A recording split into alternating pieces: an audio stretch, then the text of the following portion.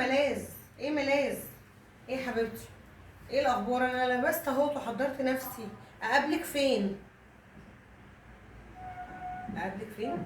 انت ايه؟ انت نسيتي ولا ايه؟ مش انت متفقه معايا قلت لي يا مروه يوم الجمعه ان شاء الله هننزل نجيب استجاد لرنين؟ حصلت لك ظروف ايه دي؟ يعني النهارده كده مش هننزل؟ طيب عادي، لو انت مش مسموح النهارده ننزل في اي وقت تاني. ولا انت قصدك ايه؟ يعني الظروف يعني النهارده بس، ولا مش هتقدري تجيبي لها السجاد؟ مش هتقدري تجيبي لها السجاد خالص؟ ازاي بعد ما وعدتيني ورتبت حسابي واموري على اساس ان انت خلاص هتجيبي لرنين السجاد؟ طب طالما انت مش قد كلمتك ليه بتوعديني؟ انا ما اجبرتكيش وما غصبتكيش ومش انا اللي عرضت، ده انت اللي قلتي. حتى اختك برضه نون بعد ما قالت لي انا هجيب الستاير وكده، وبعد كده بعتلي ربع الفلوس، دلوقتي بتقولي مش هقدر اكمل لك الباقي. طب لما انتوا كده اهوت ليه بتوعدوني من الاول؟ ويا ترى بقيت اخواتك كمان انتوا كلكم في نفس الوقت؟ متعرفيش حاجه عن حد؟ طب اقفلي. ازاي كلهم في وقت واحد كده كل واحد خلى بيا؟ هو اتصل بنت؟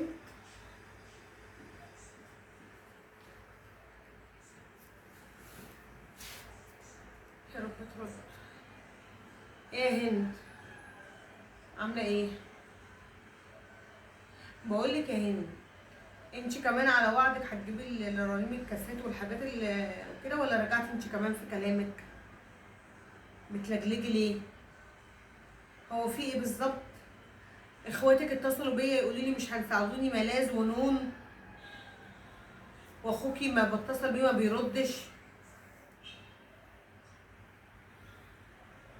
انت ضميرك انبك وقلتي لا هساعدك؟ هو في ايه بالظبط يا هند؟ ما تحكي لي الموضوع على الدغري، وانتوا في ايه؟ امك مالها ماما؟ سلطتكم ان انتوا ما تساعدونيش وقالت لكم رجالتكم حرام تصرف على عيال غيركم؟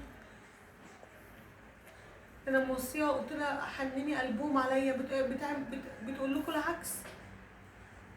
كل ده عشان ايه طيب؟ عشان العرسان اللي كنت برفضها اللي هي كانت بتجيبهم وانا كنت وكسفتها؟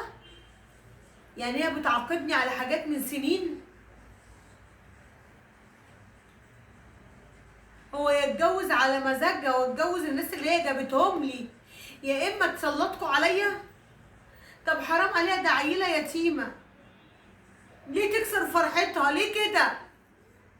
اقفلي انت، والله ما انا رايحه على اقفلي، والله العظيم ما انا ساكته. ايوه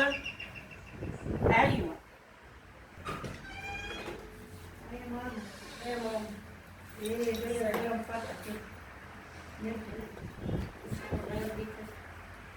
مش وشي متغير ولا حاجه، مش وشي متغير ولا حاجه، اصل انا اتفاجئت باللي سمعته النهارده. انا اتفاجئت وما اتوقعش ان في ام ممكن في حياتها تعمل كده. تعالي بس قولي اقعدي. في ايه؟ انت نفسك هو انت ازاي؟ ليه يا بنتي انا عملت لك حاجه؟ انت ازاي قدرتي تسلطي اخواتي كلهم وتخليهم ما يرضوش يساعدوا بنتي؟ ده مين اللي قال لك الكلام ده؟ هو انت فارق معاكي مين اللي قال لي الكلام ده؟ انا كانت فكره هتكدبي اللي قال، رحتي سلطتيهم كلهم وقلت لهم ما تساعدوهاش. كل ده عشان انا رفضت اتجوز العرسان اللي انت كنت بتجيبهم لي؟ ما هما برضو كل ده عشان قعدت على عيالي اربيهم؟ حبيبتي ده شقه بدل ما تفرحي بيا وبدل ما تقولي اقف جنبها، انت اللي بترسي عليا اخواتي. انا عارفه محدش قال لك الحكايه دي غير هند. ايوه هند اللي قالت لي. طب ايه رايك بقى هند دي ما عادتش هتخش البيت ده تاني؟ مش هتدخلها البيت عشان فطمتني؟ عشان فتانه. لا دي مش فتانه، دي لما لقيتني انا محتاره انتوا ليه بعد ما ساعدتوني خليتوا بيا، ورجعت هي قالت لي انا ضميري انبني، وقلت ازاي يعني واحده يتيمه زي دي ما تفرحش قلبها؟ راحت جت اعترفت لي انت ازاي قدرتي تعملي كده؟ ازاي سلطتي اخواتي عليا؟ انت بدل ما انت اللي وتحنني قلبهم، انت ازاي بتعملي كده وتفرقي ما بين الاخوات بالطريقه دي؟ ما انت طول عمرك مش عايزه تسمعي كلامي، وجبت لك كذا عريس عادل تقولي لا لا. اهو جه اليوم اللي تحسي ان انت فعلا ندمانه بقى ان انت ما سمعتيش كلمتي. وانت لازم تندميني في بنتي. طب كنت ندميني في حاجه تانية غير فرحه عيله.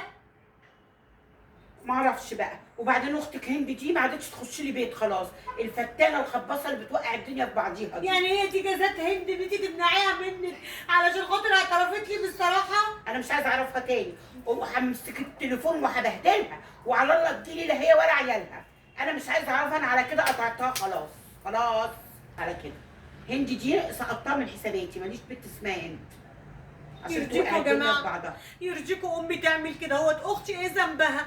وانا ايه ذنبي؟ كل ده عشان انا رفضت ان انا اتجوز تاني وربيت ولادي. يبقى هي دي جزات ان امي عشان ما رضيتش اسمع كلامها في العرسان عايزه تدوقني؟